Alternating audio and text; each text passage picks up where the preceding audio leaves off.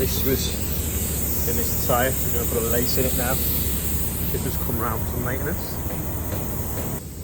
Ta-da! Which one's clamping in there? That one will do, right?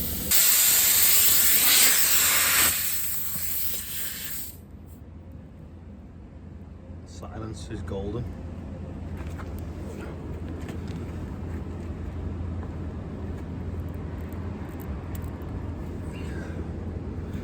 Go a bit further. Rob says he needs to put hairspray on it because then it's slippy, but then when you pull it out, it's sticky. That's what we use for motorbike grips. There you go. Trim it off. Anyone that's watched the channel for a while will have seen that we've done that loads of times over the years, but it's just such a quick fix. So we had a screw in it, pulled it out, filed it to the size, the right size for the lace, pushed the lace in, turn it once, I think Rob turned it about 3 times, pull it out, and that's it, punch it fixed without having to take the wheel off, and without having to put a patch on and take off the bead and take the tyre off and all this rubbish. Due to popular demand, we now have what I was wearing as a prototype of the week, the hoodies with the grey hoods and writing. So online now. Ian wanted to take a picture with me wearing this jumper because it's a new one, 'cause it's got blue on the bottom so it doesn't get dirty. Anyway, he took a picture and said it was good, until I looked at it and noticed that the beacon, wherever it is, there was on top of my head, so we had to do it again. This is one of the last fields of oilseed rape sown, and you can see a bit of slug damage on the plants. The leaves are a bit chewed. Bit of a shame, it had chopped straw on here, so they've been able to live under the straw and munch away at the plants. See, it's eating. It's still coming though. Desperately needs a shower of rain now to bring it on. It's just dust.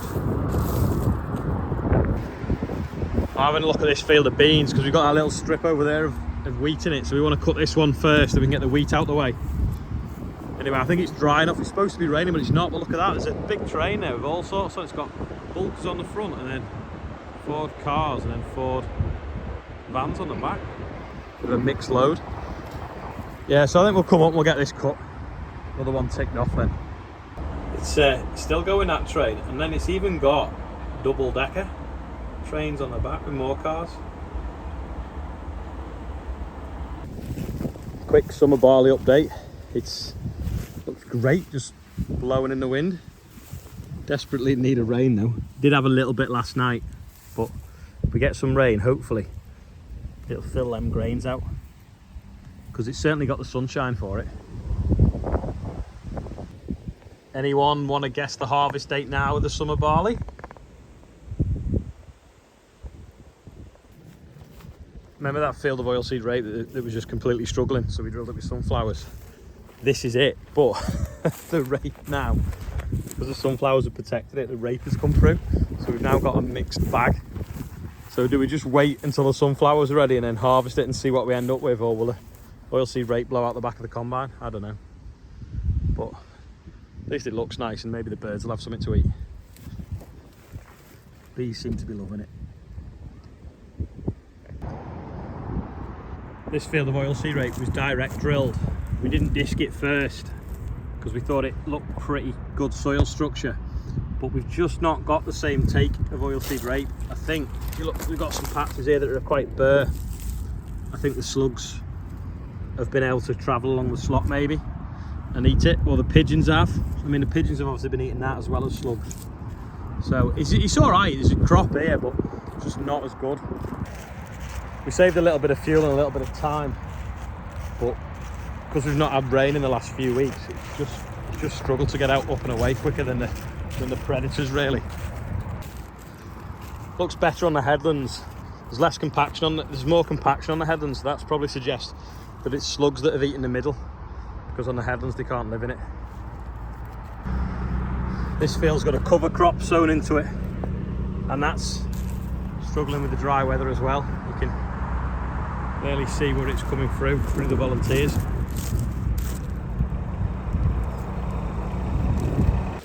It wasn't raining, so Andrew went to get the header to go cutting, and it started raining.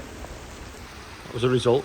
Now we're just going to put some flashing strobes on this because it's a nice job we can do in the dry. So we're going to put them up here, and then probably get a beacon then for the roof. Hopefully we can just get into these, because I think that's 12 volt. Where's that bottle cable go? There. Yeah, through the middle here. You can bolt that and slide next to it.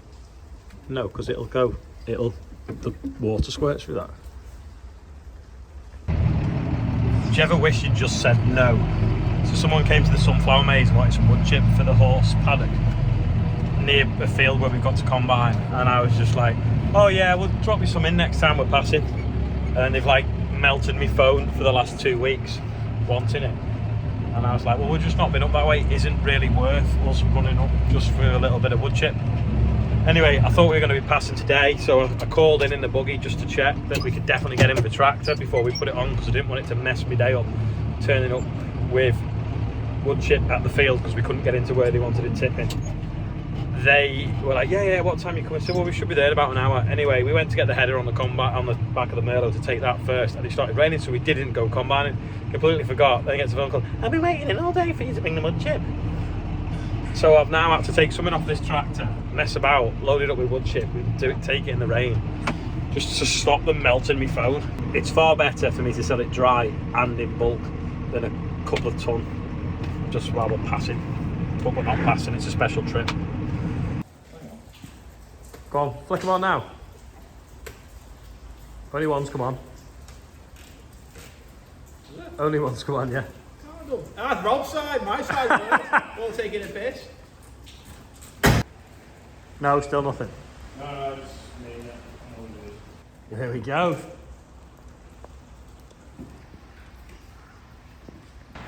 For some reason, the weather station isn't reading accurately, so I'm gonna have a look if there's anything stuck inside it. And there is. It seems to be full of water, which is a bit weird. Don't know what that means, but it's not been measuring properly. Had a bit of a lean on it, maybe that's why. It's never been the same since the sheep rammed it over, the ramp rammed it over, so that's why it's got these bales around it to protect it. Anyway, we've not got that sheep now, so probably can move these out of the way, but I'm sure that thing shouldn't be full of water. I'm sure it should just like flow through and turn a little paddle wheel. Don't know, someone might know. He had one job. We're here with a bit of fleet support with the Corvus and some spanners. The gate has dropped at the dog field, so we're going to fix it, but we brought an umbrella because it's raining. Bit wet, Chester. Bit wet. You want to come back with us? Under them pigeons eating the clover that are sown under this wheat. Remember this field of oilseed rape yesterday was looking really dry. Well, we've had a good soaking today and it looks better already. But look at all that straw. You might not have watched the Real Countryfile yesterday, but I was talking about the straw. Why is it worth so little? Why is this only worth what it's cost me to get it to where it is, baled and stacked in the yard, which is around £50 a tonne? Why is it not worth 60? Why is it not worth 70? Why in 2020 was it worth £100 a tonne? Now, I understand that the feed is costing more for cows and grain's gone up, but grain has now dropped to a stupid level really for what it should be. But why is straw still cheap? So wood's gone up, fuel's gone up. This is fuel. This is fertiliser when you mix it with muck. What is going on with the straw price? Is it, someone tell me, is it because there's no auctions that people can't establish a price? I've never seen so much straw chopped in my life. People talk about there being huge yields of straw. We've seen some decent yields of straw in some fields, but in other years we've seen nothing. What's going on? How long is this going to sit there for? Am I going to have to keep it for a couple of years until it's worth more than it cost me to produce it? I mean, it's not costing me anything now. It's just taking up a little bit of space. It's got the hay caps on. Just leave it. You know, do we keep it 2-3 years till it's worth £70-80 a tonne? Or by winter, will that be what it'll be worth? Will people be suddenly realising, hold on a second, we need some straw and we need to buy it now? And that's when the price will go up. Who knows? Someone tell me, some of the livestock farmers, what are you doing to bed your cows down? What's going on? Because for some reason, this stuff isn't worth anything at the moment. Chipper's all ready to go now. It's had its new set of teeth put on it, ready for morning. Let's get some chipping done tomorrow. The birthday bumper today is massive. We've got Alexandra, Ben, Edison, Lucy, Tommy, Johnny, Harry, Kev, Hugh, James, Chris Dutton, that's my Uncle Chris, George, Ollie and Papa Frampton. There's 14 on there, but that means that we're now nearly 8,500, so only £9 off 8,500. Amazing. So thanks for the birthday bumper donations to the air ambulance. Happy birthday to everyone on there, and anyone whose birthday it is that's not on there, happy birthday to you as well. It's my dad's tomorrow, so I'll have to remember to put him on it. Here's a quiz question for you. What is that? If you think you know, leave a comment below.